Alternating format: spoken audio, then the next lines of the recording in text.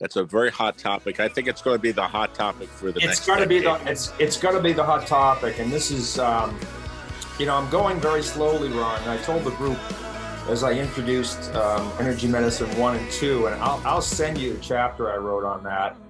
Is all the videos I've watched and things I read just didn't feel root cause scientific enough. So I started from the very beginning, and I think it's okay to do a little review at the moment. Actually, I'm going to do one other thing first. I'm posting a blog tomorrow, and I'll go over the one I posted today, and then we'll dive into energy medicine part 3 here, which we're doing it in little teeny chunks, not to go crazy. Like I'm really just on sunlight and light energy still. I'm not even getting into microcurrent therapy and pulsed electromagnetic frequency and things of that nature, but we'll get there eventually. So this is what I posted today, and I claim very clearly that I'm not your source of information about the dark side of the pandemic. I'm basically staying out of that conversation. I'm listening to all the talks, the videos, and staying in touch with Dr. McCullough and Children's Health Defense and Del Bigtree and all that. But really, at the end of the day, we need to figure out how to avoid future pandemics.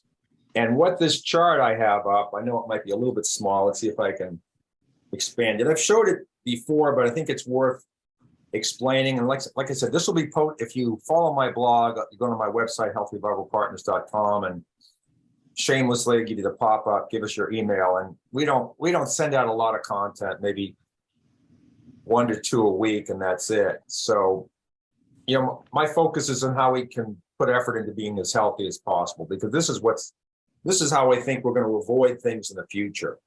And what I'm going to talk about is someone you'll be interested in chatting with, Ron. I'll explain that as well. Let's see, we have a little background noise. Everybody mute yourself if you're not participating, please. I sent you email. Will you be touching on terahertz frequencies? Thank you. Bye-bye. At some point.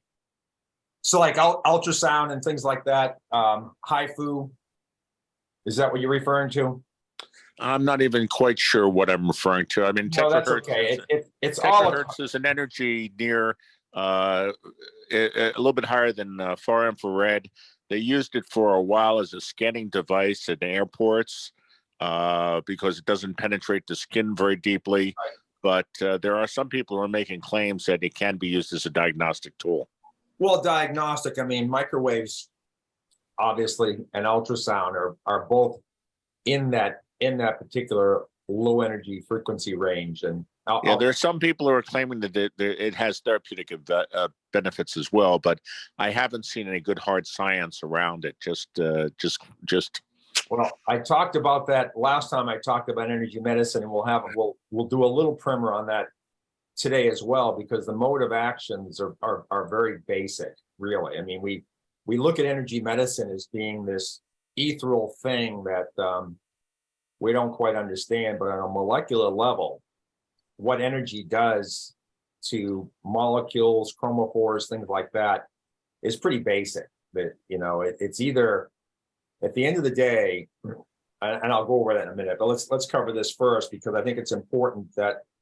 So what this chart is, it's something I derived from reading Paul Ewald's book, Plague Time, that he wrote in the year 2000.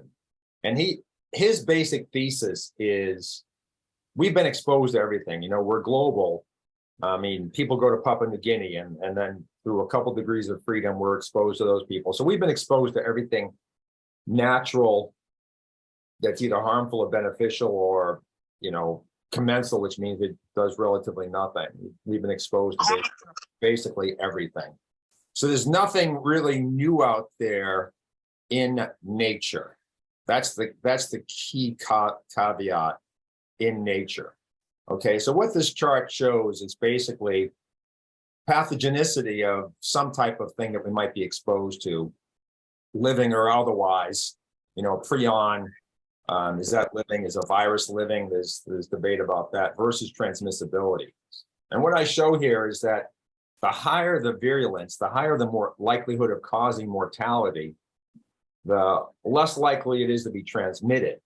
And it's not because it's not transmissible, it's other reasons. So, for example, very harmful virulent pathogens are not likely to spread and create a pandemic because they cause very immediate symptoms. When this is the case, if the individual dies, so the chain of spreading is broken, or it's they're easily identified and isolated. So Ebola is a good example. When Ebola came to this country many years ago, less than 10 people died. Okay. And then Ewald claims that on the other end of the spectrum, a lot of chronic diseases have at least an infectious component. And Dr. Carter and I just wrote a book that we published just as PDF at this point.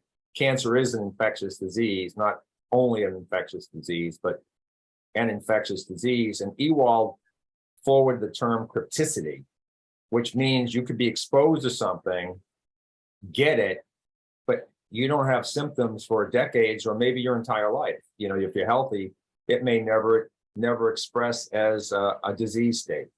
And then everything in between. So in the middle range between high lethality and cryptic infections are those that definitely cause harm, but not nearly as severe as something like Ebola. The issue with these infections, they may go unnoticed for days or weeks after exposure. It's during this time that there's a likelihood of transmission. So my point in going through this thing is that we know there are going to be waves or pandemics coming, but they're not going to wipe out populations. That's the whole point. It's just, unless they figure out some way to put it in some kind of capsule, time release capsule that mimics something that's much less virulent, that only causes initially marginal harm as it starts replicating and growing in our system. So I call these things designer pathogens. Okay, they're going to be coming our way. I call them designer because you will explain that we've been exposed to everything natural. Okay, so anything that we're getting that's causing like a pandemic is a designer thing. It's the only thing it can be. So I've done a deep dive on this in the book, but you know, I consider SARS-CoV-2 as a pathogen in the middle of virulence. You know, it really didn't. It only wiped out the vulnerable. You know, and then not to any real pandemic extent, really. If we, you know, most of the deaths were caused by remdesivir and planned ineffectual treatment. So yesterday I sent around to some folks that actually the pandemic is actually a tax. At the end of the day, it's a tax to bail out hospitals. That's what it really. That's one of the motives, not the only one. You know, population control, all that, population reduction, but you know, the financial real estate bailout, the Affordable Care Act, and now the pandemic. And the whole intent of this is to put the poor and lower middle class into a financial bind so that at some point you might get this coming down the pike. You either take the new jab, or you don't get benefits. You know, that's what I see coming. So I'm working with a group, Ron, you'd be very interested in, that's developed a competitive health insurance product. And I consider this team one of the most important teams in all of healthcare, because it's the payer is sort of the conduit between the corruption and healthcare delivery that makes healthcare both unaffordable and ineffectual. And so we need some information on them. I'd be very interested. I will put you in touch with Ken Webb. He'll be I've already mentioned you, and he's very excited to talk to you about, you know, the big vision and what they're doing. They just went through they've been at it as long as I have, you know, 15, 20 years or so, and they're finally. Put them to A4M in Vegas. They got to see what's going on. Yeah, I mean, he's in California, so I'll tell him to come and I'll have him talk to you, and then he can come and meet with you. Yeah, exactly. But he has to see what's going on. There may be 6,000 people there, and I mean, you know, getting 6,000 doctors in one room is an impossibility, even for the AMA. They claim their claim to fame is they get 4,000 at a time. Yeah, you know, and that's for their required. The New York Times published an article. Oh, sorry, Ryan. Sorry for talking over you, but the New York Times published an article that I used shamelessly many years ago, that when the American Heart Association has their big meetings, mortality in hospitals go down. Yes. That's a true story. It's in my book, Yeah. and you can look it up. But It is true. Absolutely. Right. So they're not doing the fancy, expensive experimental procedures, and the patients do a lot better. Yeah. So anyway, this article will be published tomorrow. You could publish 1,000 of these today, but basically a renowned oncologist in England sent out a note. He's in his 70s, and he said we have to stop this vaccine program immediately because of cancer and other deaths that are rapidly progressing in the boosted. So that'll come out tomorrow, and I have my little caveat. But the whole message of this is we should have no fear, because at least in the current state of microbiology, virology, and other areas, I don't think they have the ability yet to spread something just that wipes us out like the implication was made in the early Wuhan videos of people just spontaneously dropping dead. I mean, yeah, we know people are spontaneously dying now, and athletes with high levels of inflammation were particularly vulnerable early on, things of that nature. The other thing I posted today is that, the number one complaint I get is lack of energy. And then the number two complaint is chronic pain. And balancing calcium is really important. And so what I've done is I wrote about a number of underappreciated micronutrients, boron being at the top of the list. And there's really good population studies that show when there's high levels of boron in the soil and water, that arthritis and other bone-related diseases are very low. And in areas like Jamaica and other places where boron is essentially non-existent in the food supply, that arthritis is very high. So boron supports the parathyroid, helps calcium absorption and balance, reduces risk of arthritis, and reduces risk of osteoporosis. That's the tip of the iceberg, regulates vitamin D and calcium. And then I have 3 videos that talk about how you take in boron. They particularly give formulas for literally drinking soap, borax, which they consider the best way to do that. And I know some people are reticent to take in soap, but we got to realize that in human physiology, these lipoproteins, LDL and HDL, are just soap molecules.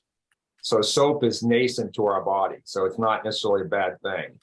And it's all about, in the gut, you produce bile acids that break down the fatty acids, but they're still carried in soap molecules throughout our body. We just happen to we demonize those, but or at least standard of care does, but they're just soap molecules. So, I understand that people are reticent to drink soap, so I also have that I have it in there, but somewhere I said that both Life Extension and Mercola have what I call intelligently formulated boron products. And it's one of the few supplements that I take quasi-religiously.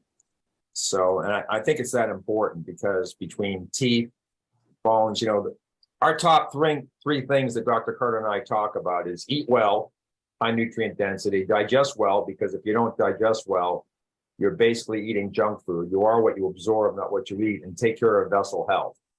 And arguably one of the biggest things you can do to affect good vessel health is to make sure calcium is properly balanced within your body. And so it's not just about magnesium and vitamin D and fish oils and things of that nature. Boron is underappreciated in terms of its affecting the regulatory activity of the parathyroid. So boron is to the parathyroid that iodine is to the thyroid. So it's very critical in calcium regulation.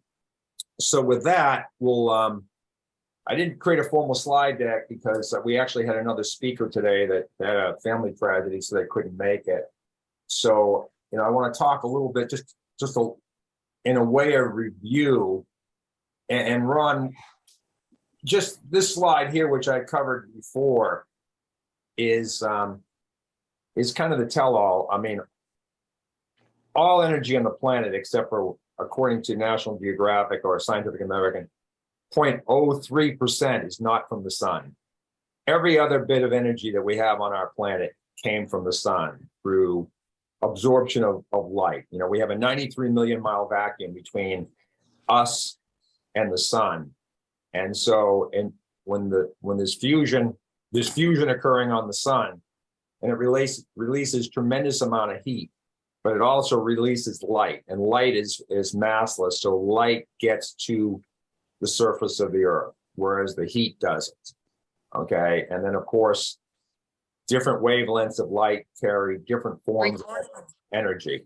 So we'll just cover that real quickly and see where that takes us. So, you know, I will publish this. This is in volume 2 of this book I'm writing. Ron, the title of the book is Health Freedom Lost. So I have a volume 1 is Eroding Health Freedom, and then volume 2, which this is Regaining Health Freedom. And health freedom is all about being healthy and resilient against anything that gets thrown our way. So, you know, gamma rays, X-rays, what do they do?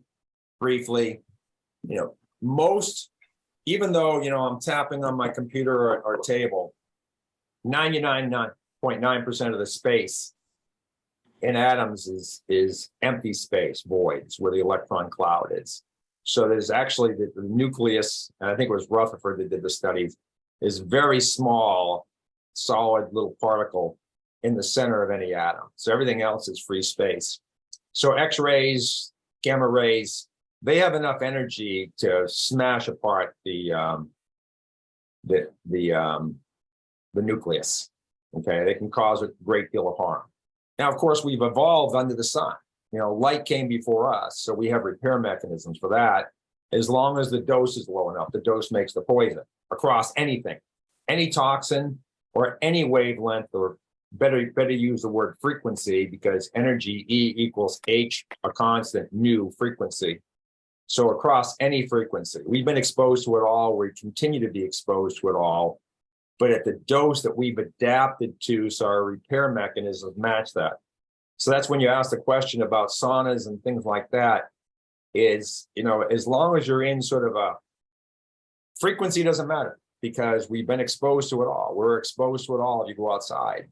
So it's more the intensity of that frequency that has a physiological effect on us. So ultraviolet light, question?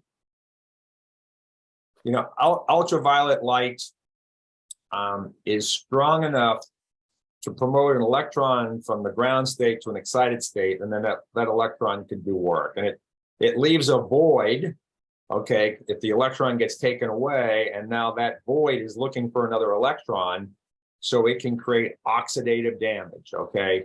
Everything in health is either the delivery or the taking away of an electron, okay?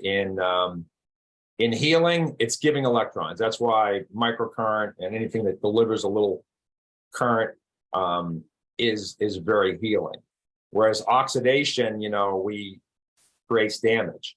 But you know, our immune system has a very specific oxidative processes through neutrophils, a type of white blood cell, and even antibodies produce reactive oxygen species. And you know, we've adapted to manage the kind of damage that creates. You know, we're breathing 21% oxygen if you're at sea level right now, and that's a fairly oxidizing thing. Yet we don't burn up for 120 years, Ron.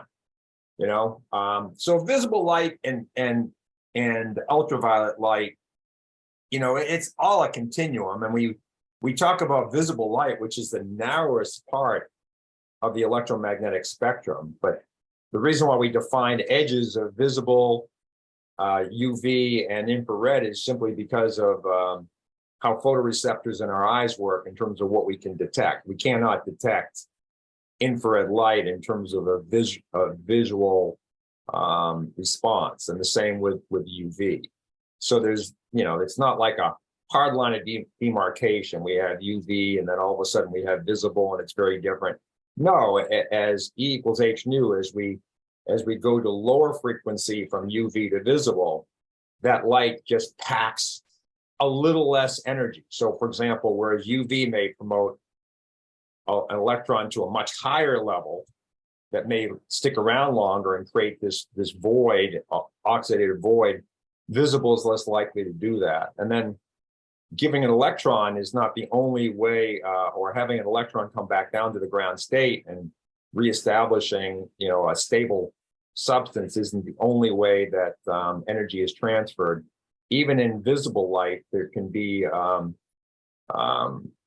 the delivery of heat.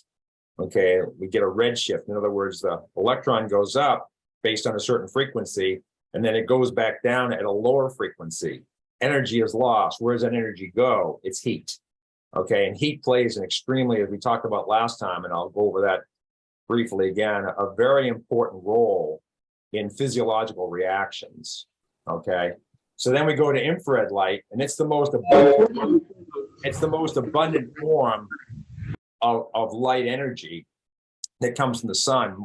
Well more than 50% of the total energy, even though it's lower energy, like one photon is lower energy than visible or gamma radiation. The total energy, thus the total light flux that hits the Earth, is infrared. And the experiment I tell people to do is shine an infrared light on your skin.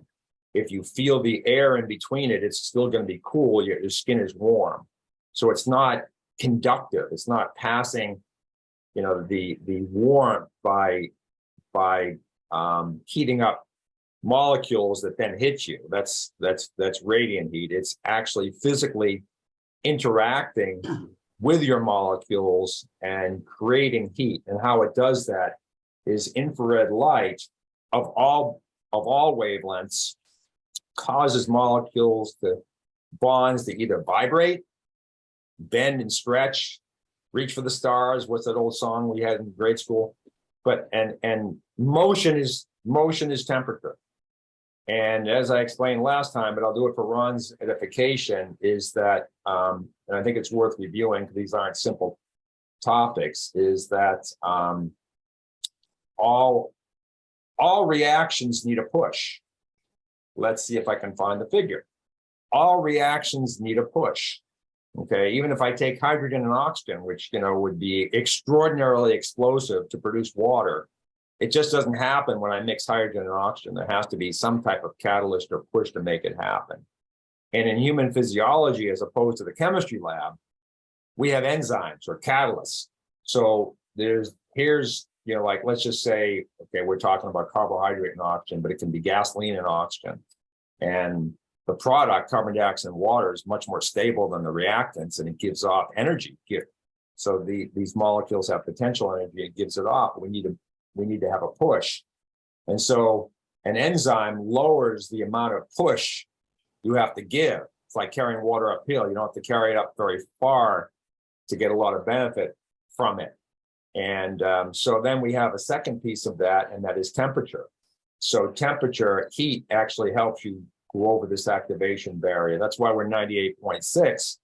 So that little extra temperature is boosting the rate of reactions go. And that's why I tell people, the cultures that live long, they don't drink a cold glass of water before dinner. They have warm soup or tea or something like that. And when the activation barrier comes down, temperature will dramatically increase the rate at which reactions occur. So like in your mitochondria, you infrared light is imparting, and red light is imparting electrons, but it's also creating heat, which makes all these reactions go faster. And I think that's the main reason why saunas are so healing.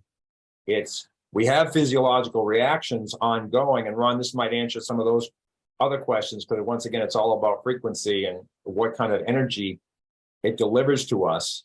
So if anything we can do to speed up a reaction will improve the rate at which something happens, like healing, like digestion, like producing energy. So it's just fundamental science that we have to realize that things just don't happen spontaneously. They need a push. So light will affect that. Enzymes will affect that. And oftentimes, chromophores that absorb light, like cytochrome C oxidase, is the beginning of the chain to keep oxidation from occurring rampantly in your mitochondria. And mitochondria do the exact same thing a gas engine does, produce carbon dioxide and water. And there is waste along the way. And in a car, it's heat. And in a combustion engine, it's heat. And in mitochondria, it's oxidation. And so the sunlight actually is at the beginning of the chain to scrub that oxidation and keep the system running smoothly. That's why intracellular pathogens are so deleterious, and a lot of people have pain or energy problems, is because infectious species are electron robbers, so they're creating more oxidation.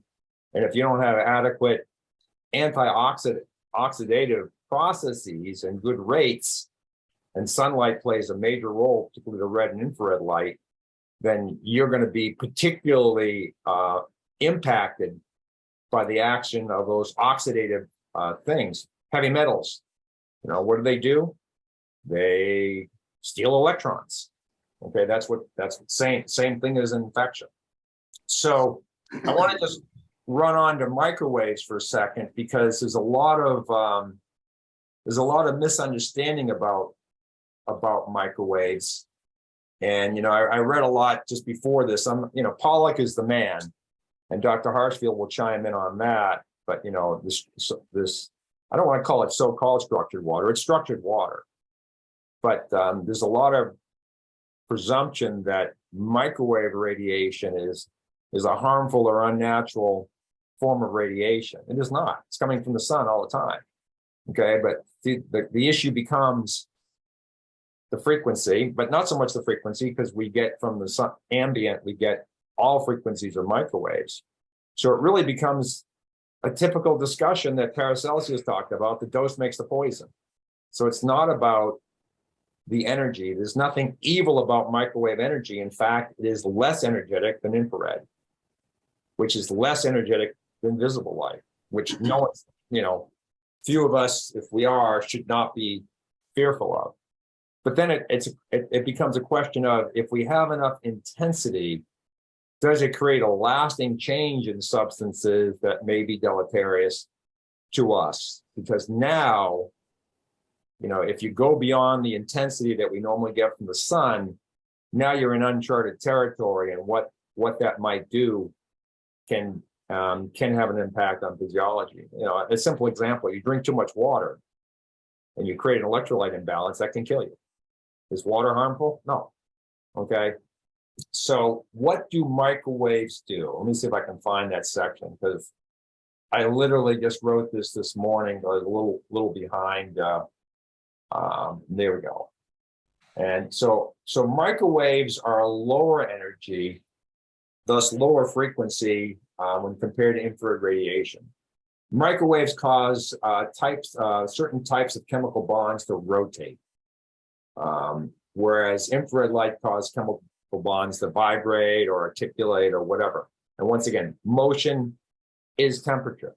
So right in there, microwaves have a potential to be therapeutic, because temperature increases rates, and rates matter as long as it's affecting a positive reaction in our body. So microwaves use only certain types of chemical bonds. There has to be a polarity to that.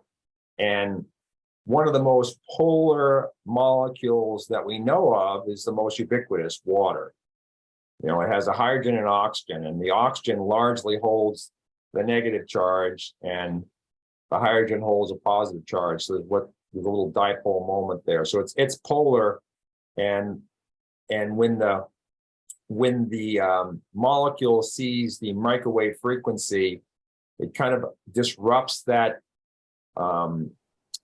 charge distribution, and the molecule is always trying to regain it. So it's really interesting. The molecule is the bond is trying to reorient itself to the electromagnetic field caused by the microwaves. And so that causes it to get into this spinning motion, and motion is heat. Okay, so heat is motion. So microwaves have been used to treat body tissue exposed to this type of radiation, and it can be used. The interesting thing about microwaves, it can be focused. So you can, if you have a tumor, you can literally ablate the tumor. Super targeted hypothermia, for example. would be a treatment in cancer, but it's also been used to treat infectious disease by creating maybe a lower temperature, general hyperthermia in tissue. And why would this make sense? Because we don't always just have a broad-based infection like a cold, flu, or SARS. You know, SARS may not be a good example, but we think about the flu as being general. But Charles Mayo defined the concept of focal infection. Actually, it was Frank Billings back around 1900, and Charles Mayo really studied it for the second half of his career, that we can have a focal or localized infection. That's what arthritis might be in your elbow, or Alzheimer's in the brain, and things like that. So do we do general hypothermia? Yeah, that works. But if we can do targeted local hypothermia, well designed, that might actually have more benefit to localized tissue, and we can achieve higher temperatures, which will be more therapeutic. So microwaves are, I have a lot of functional docs that stay away from microwaves, and there may be a good reason for that, but the science is still not there completely on that. So microwaves are commonly used to heat food while reducing microorganisms found within the food, because it's creating localized, very high temperatures. Okay, that can be good for eliminating microbial burden in the food, sanitize it more, but it could also be deleterious. And I'll hopefully explain that. And then Dr. Harshfield and I talked before this, and he might add some more. But so microwave heating reduces the number of microorganisms via direct killing, rendering them dead or inactive. The microwave heating relies on the interaction between polar molecules in the microwave. Once again, the microwave oven is specifically tuned to the rotational frequency of water. So it's really just causing water molecules just to spin like a sun of a gun, like a top.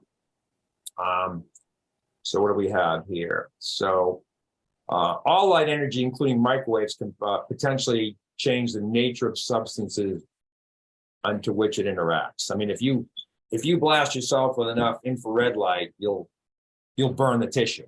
I go underneath my halogen lamps, and I go till my skin starts turning red, and then that's enough. That's like being on the beach in Cancun. I'm getting a little sweaty and the skin's getting red. That's fairly well simulating what intense sunlight in the summer would do for you. But go no further than that.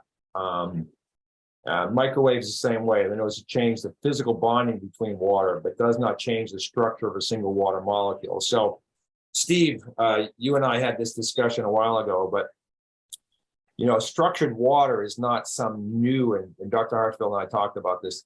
It's not some new chemical. Okay, hydrogen oxygen bonds are really, really strong, and you don't just add new hydrogen oxygen bonds to this H3O2 plus. It's more of what I call an adduct, where water molecules come together to form sort of like a more of a community, somewhat of polymeric arrangement. And I think the microwaves, when you create this rotational spin and temperature, those physical bonds, not chemical bonds, are not particularly strong. So you can break that apart, and then you have individual water molecules that don't behave like a community. David and I were talking about, how does a metal conduct electricity? It's just like a copper atom, right? How the heck does it conduct electricity? Well, the orbitals of a single copper overlap with others, and you actually, the aggregate of multiple orbitals into a continuum, it's called a band, is lower energy than the individual. So that's where the electrons go, and they create this community where the electrons can flow. I think something very similar is happening in structured water. And the only real good research I can find, so you're not fearful of microwaves, and I have a suggestion, is that there is a structural change in the network of weak bonds between individual water molecules. In other words, it's not like this lock and key. It's more like they're almost like a magnetic force, where the north and south are being held together. Okay, it's a little bit stronger than a magnetic field, but it's an electrical field, but they're still being held together, but not bonded like this. So even low energy of microwaves can break that apart, where normally you need like X-rays or gamma rays to actually break molecules apart. So there is recovery time, and the research out there isn't good enough. There's so many different circumstances. You know, is it in food? You know, how are they together? What's the pH? All these factors may have an impact on this. So, you know, Pollux, the renowned expert on structured water, indicates that structured water cannot form without light. Microwaves are light, okay? And he says particularly sunlight, ultraviolet, or infrared. Pollux has found that infrared light could be the most effective. When impacted with infrared light, structured water continues to build and sustain itself. So interesting that microwaves are lower energy than infrared, yet infrared helps facilitate structure. So once again, it's the dose makes the poison, going back to what I call first principles, okay? So like microwaves are weaker, I probably said it a dozen different ways, weaker than infrared. Infrared creates structure. What does microwaves do? Well, it can't be due to the energy, it has to be more due to the intensity. So first principles is a scientific approach to determine fact from fiction. Microwaves are everywhere. If you're concerned about heating food with a microwave oven, trying to give some practical advice, is consider getting one that is low in power, or use the power setting to reduce the dose of the exposure. So if you heat food up slowly in a microwave, it may be that the so-called, the relaxation time, I'm missing the word, I know it's in quotes here, recovery time might be very short, and you can restructure the water. Or put it under a heat lamp, put it under an infrared lamp, and you'll recreate structured water. But you know, infrared and microwave light, they create heat. At the end of the day, they're creating heat. Not completely. Okay. In the mitochondria, and we got to that a little bit, but I'm going to cover it much more detail at another time. But see, on the ragged edge, once again, we perceive visible, near infrared, far infrared, middle infrared, UV as very distinct areas, but it's really just a continuum. So in the near infrared and red, we may have enough energy in that light to promote an electron. And I think that's why the infrared, when we talk about 660 and 830, 830 is in the so-called near infrared. Some of these LED saunas and whatnot, 660 is clearly in the visible. And I think even in the near infrared, because once again, it's a human-made term, that there's enough energy packed into that 830 nanometer light to actually promote an electron if you have the right chromophore. And I think cytochrome C oxidase and probably others, cytochrome C oxidase being in the mitochondria, is that chromophore to start the redox chain with melatonin and glutathione in the cell to keep mopping up the oxidative damage created by, that's inevitably created through producing energy. There's no free lunch when you produce energy. No reaction is 100% efficient. It's just not the case. That's why you have a catalytic converter on your vehicle. It's there to when you burn carbon, a hydrocarbon and oxygen, you get some carbon monoxide. It's inevitable. As a side product, we hope we just get carbon dioxide and water, but we don't. It's I don't want to say it's an incomplete reaction, but there's a balance between the initial state and the stability of the molecule being created, and carbon dioxide is not so sufficiently more stable than carbon monoxide that you don't get some carbon monoxide as well. Bit of a chemistry lesson, I will admit, but I think it's important to, when we study energy medicine, in my opinion, it's throwing around electrons and throwing around heat. And that is it. And we have, every single molecule interacts with light to some degree, a bond bending, a bond spinning. But then there are specific chromophores that are extremely efficient at what they do. And I really call these chromophores like enzymes. Light is an enzyme. in that respect, is it lowers the barrier for reaction. Look at chlorophyll. You know, life wouldn't exist if we didn't have that magnesium metal ion in the middle of this elegant protein structure that is set up just right to fix carbon dioxide. And at MIT, that's what me and Karen and Dalby were working on, how we can mimic what chlorophyll does and produce fuel from carbon dioxide in the air. And of course, the best answer for that is use chlorophyll. We've not been too successful in the chemistry lab at mimicking nature. You know, it's an amazing substance. So there's not a sharp line of demarcation between infrared and visible. Red light, the lowest energy visible light, provides some warmth, and near infrared light, the closer to the visible in energy, probably provides some electrons. Okay, so it's providing a dual purpose, and that's why we have elegant things in our body to capture very specific energy and convert it into something. And you know, your mitochondria, it's just an electron transport chain. We are electric beings, and at the end of the day, electrons matter in general, and then oxidation matters too when we're trying to keep ourselves alive against infection. And then I'll stop there on this. And you know, it's interesting.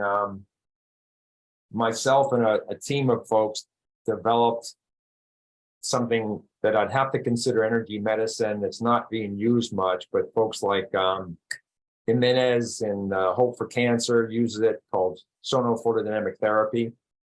And we use shine light and ultrasound at tumors that have been inoculated in some way with target molecules, and they're very similar to biological molecules that have very specific ability to absorb light and even ultrasound energy to produce some type of reactive oxygen species. So there we are doing oxidation again, when at the end of the day, healing is reduction of electrons. But sometimes we have to go to that dark side to create a terrain for healing with the electrons. And so I think it's very interesting. I'll just talk about this very briefly, but if we look at our body, and it totally makes sense, when you have the right kind of receptors, not receptors, instruments, you can see that your body actually glows from within. So your body is actually producing visible light at very low concentrations. Otherwise, you wouldn't glow. It's light. And so how does that happen? And I explained that at the beginning. When you have visible light and it hits on a molecule that has an absorption for that light, but it doesn't absorb, it just passes through, but has an absorption for that light, then an electron is promoted to the excited state, and it could just pop right back down to the ground state and nothing happened. Or it can give that electron away, create the void, or it can relax back down to the ground state, give off light and a little bit of heat. Okay, so what we realize now with things like ultrasound is you can create this this void. This was done by an NIH researcher who, back in the day, was trustworthy, a good physicist, and talked about a cavitating bubble that would create high temperature that could lead to excitation of molecules that give off light. And so even though ultrasound doesn't appear to have enough energy to create electronic type reactions, it only has enough energy to maybe affect some localized heating, that when we aggregate this, we can actually create an environment with enough intensity to make electrons available, reactive oxygen species. So it's kind of like, it's a combination effect when I talk about electrons flowing through metal, things of that nature. You know, some of the infrared bands, particularly in the near infrared, they are not precise absorptions or vibrational frequency for, say, the carbon oxygen or the oxygen hydrogen bond. They're actual combination or overtone bands. So So what happens in physiology? It's not a chemistry lab. We're very complex, and things can work in like just like with structured water. Things can work in unison to form structures, either temporary, most likely temporary or permanent, that can lead to some very interesting processes that are not well understood. And I was reading about, so far infrared or mid-infrared, it's very clear certain types of bonds absorb a very specific frequency, whereas in the near infrared, it's not so clear. And what they said is that a lot of people like me back in the day taking chemistry weren't trained on near infrared because people didn't understand them, but they're actually not specific molecules that lead to that absorption, but community of molecules aggregated together in close proximity that literally create new structures like structured water that then create these overtone or combination bands that we see as near infrared. But the difference between near and far infrared is the near infrared is higher energy, higher frequency. So in my opinion, depending on the intensity, if you have the same intensity, near infrared is going to have more of a dramatic effect on human physiology than far infrared. But they both largely create heating, whereas I think in the near infrared, there might be some electrons made available as well. And so, yeah, we produce a light inside our bodies that may be a sign of inefficient use of energy, but it might also be a way to provide light energy deep into the tissue, even when we are not exposed to sunlight. And I'll talk about this in another one where you shine light on the brain, and infrared light in particular reflects. Okay, it bounces. So like you go outside on a bright sunny day and you don't want to be in direct sunlight, you can be under a shady tree and still feel some warmth. The infrared reflects.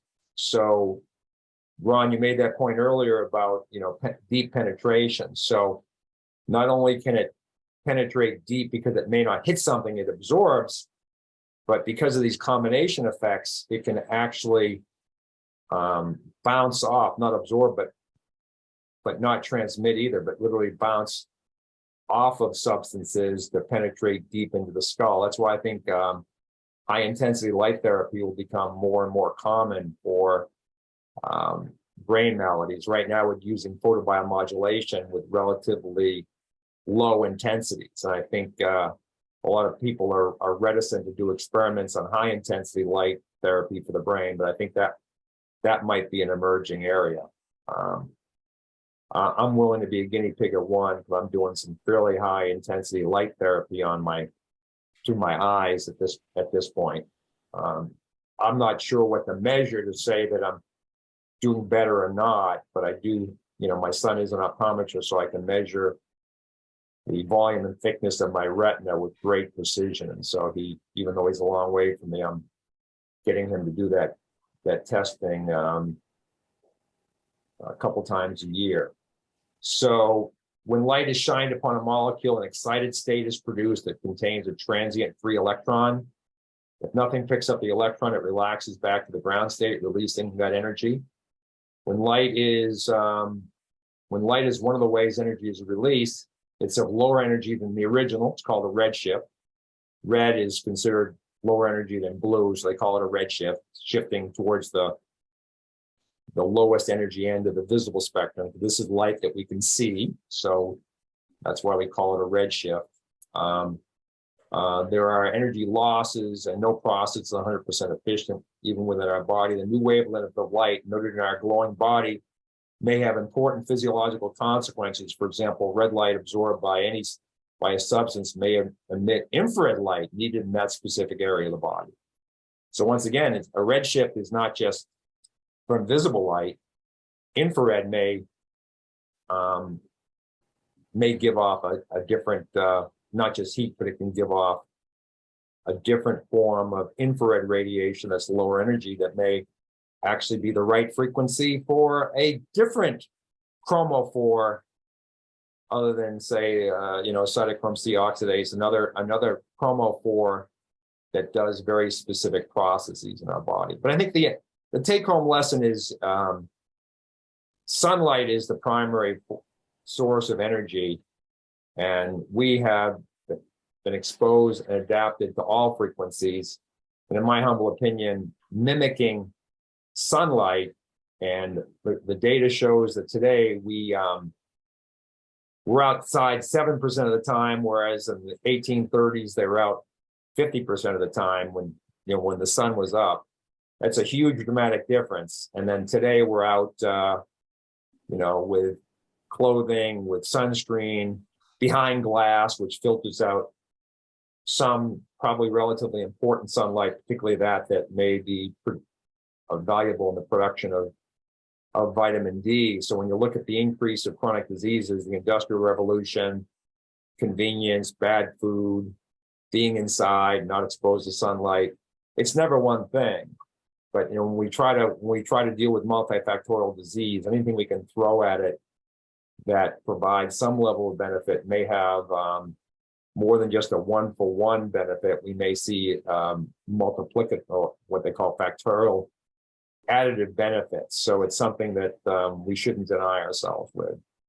And so, diet, exercise, Jack Cruz going to the beach and getting blasted with sunlight. And I think the only argument I have with Jack Cruz is we need to get that level of sunlight or the equivalent thereof daily. So the infrared saunas, but visible light too, red light, all that good stuff. So, David, if you want to come on and Ron, you're not going to get the whole thing on energy medicine from me in a half hour, that's for sure. So hopefully this primer is interesting to you. Go ahead, David. Tell us a little bit about your thoughts on structured water. I think that's important. The interesting thing about how all this stuff connects is that our understanding about how water's H2O is reality when it's outside of a living body. But once we drink that and it gets inside of our bodies, it can turn into this H3O2. It's a gelatin. And what we understand certain things about our bodies. For instance, when we're born as little babies, we're almost 100% water. And certainly at the early age, we're 80% water. And as we get older, maybe Thomas and my age, we're more about 2/3 water. And the interesting thing about water is that it contains water molecules, but that hydrogen is so common. It makes up 99% of the molecules. So we're only 2/3 water. Okay, that makes sense to folks. But hydrogen is 99% of the molecules because it's so small and so ubiquitous in the body. It's also the most common element in the universe. Now, what that hydrogen does, it changes in an electrical field. And what is so interesting, if you think about a human being, our external surface, we are ectoderm, which is our skin, mesoderm, kind of the meat, and endoderm is the lining of the gut. Well, we're really mostly mesoderm with an outside skin and an inside lining of our gut. And what that skin is a big blob of mesoderm. It's water mostly in this phase 4, H3O2. Now, the theory that's growing now, and Dr. Pollack has, and Dr. Stephanie Seneff also, is that water collaborates with sunlight and it acts on the sulfur, the sulfides in our skin, and blood produces sulfates. Now we got cholesterol sulfate. So now you see the whole chain of events and what is energy doing. And sulfate contains 4 molecules of oxygen. So it's a great oxygen carrier, just like your red blood cells and hemoglobin. So back to the point of the matter, the energy component, if you think about what the universe is made of, there's basically 3 layers of energy. And mostly today we talked about the physical, the periodic table talks about molybdenum, cadmium, zinc, sulfur, all those things in the periodic table is a level of energy that we know because we can see and measure and weigh it. Then there's a level that we talked about, the electromagnetic spectrum. It's sort of subphysical, but we can see a part of it. So we know that it's there. And on the lower energy part, as Dr. Lewis just described, you have infrared, which is still important as an energy source to us, particularly the near infrared, and then microwave and so forth. And on the high energy side, you have things that are a little more dangerous, like X-ray, gamma radiation, so forth. But we can see the Roy G. Biv, red, orange, yellow, green, blue, indigo, violet. We can see that spectrum of the electromagnetic spectrum. So we know that that second layer of energy lives. Here's, I think, the interesting point. There's a vital energy level that we are starting to entertain in the fact that it's non-physical. Tesla told us we needed to study the non-physical, right? So the non-physical energy band is that band which may be vibrating within our microtubules, within our cells. And now we're starting to talk about interesting things like consciousness. There's some conversation, Dr. Stuart Hameroff and Penrose have worked together that believe that consciousness may have preceded life. Think about that a second. So that consciousness is an existing energy source that we can become aware of. And I kind of like to think about it in these terms, is that our body's not just an electron generator that when it dies, party over. I kind of think of it as a rodeo, maybe a TV. And we're picking up this energy from this vital life source, this universal source of life. And when we're lucky, we're on the right frequency, and we have sort of intuitions, and we know things that maybe we wouldn't have known otherwise. In the description of how does a batter hit a 100-mile-an-hour fastball, we know that vision, you get to see 1/3 of the pitch, and you got to start swinging if you're going to touch it. Now, here's the problem. 1/3 of the pitch, once your eyes see that comes into the retina, it goes back to the hypothalamus, back to the occipital lobes as a visual energy impulse. Then it goes over the parietal and frontal lobes to the thalamus, and your brain goes, hey, that's a baseball. That takes 500 milliseconds to happen for you to be aware of the pitch and to start thinking about it. You got to start swinging at 100 milliseconds. How in the heck? Maybe there is a conscious awareness at times that some folks that are good at it may be plugged into the universal energy source. It's almost like intuition. So when we're talking about energy, it's really important to understand oxidation and how these electrons are transferred and handed off, and that the mitochondria is the key place in a cell, just like the engine is in an automobile. But what comes out of the tailpipe is CO2 and water, and how that works with plants and how we are all part of this big giant arrangement in life. The neat thing to talk about is the non-physical, the universal energy source. Every once in a while, we are tuned to frequency-wise. I feel like our group has been for the last 2 or 3 years, certainly since we met with Dr. Lewis. It seems like every phone call is good news. And we're not working any harder. We are just now on the right frequency so that we're not paddling upstream. In fact, everything's happening so rapidly. We've got the oar of the water trying to keep the canoe in the center of the river. We are finally connected to that universal source. And we are understanding aging, nutrition, get out in the sun, hydrate, get some sleep, simple things like that. Avoid pharmaceuticals, try to do nutraceuticals, be more natural. And this is the fun part of this. And that's what life's about. Life is kind of gradual, and then it becomes sudden, like Hemingway said.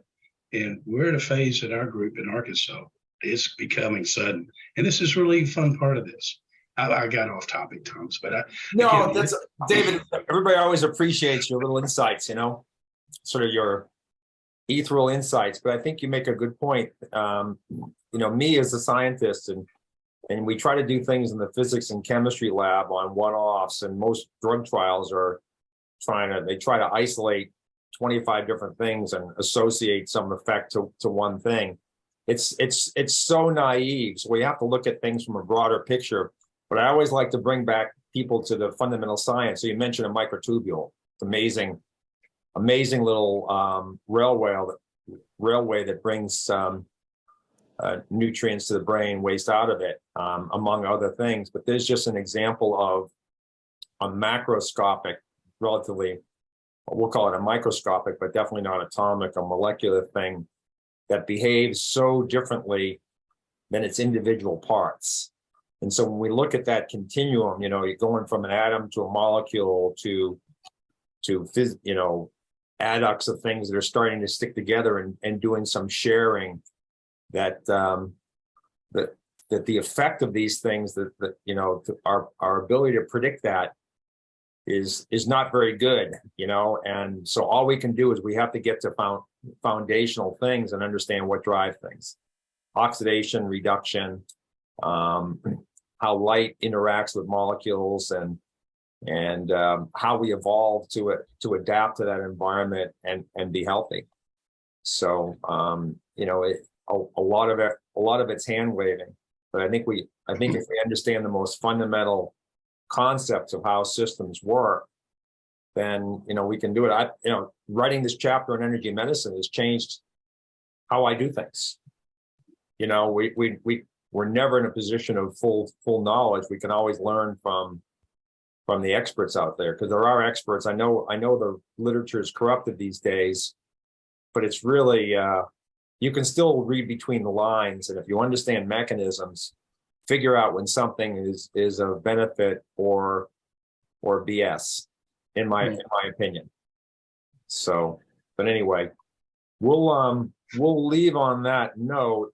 Next week, I'm not sure. You know, Jody sets up the talks, whether we're doing this again as a repeat on Tuesday night or not. I'm not sure yet, because we had that personal issue with the speaker who was going to be speaking on energy, a different topic of energy medicine, by the way, an applied technique of energy medicine. If not, I'll be repeating this on Tuesday evening, and I would like to, you know, we'll just continue. I probably have 3 or 4 more talks on energy medicine to wrap up the series. And we got a question: do you recommend the halogen lights over the red or near infrared lights? You know, it's all energy.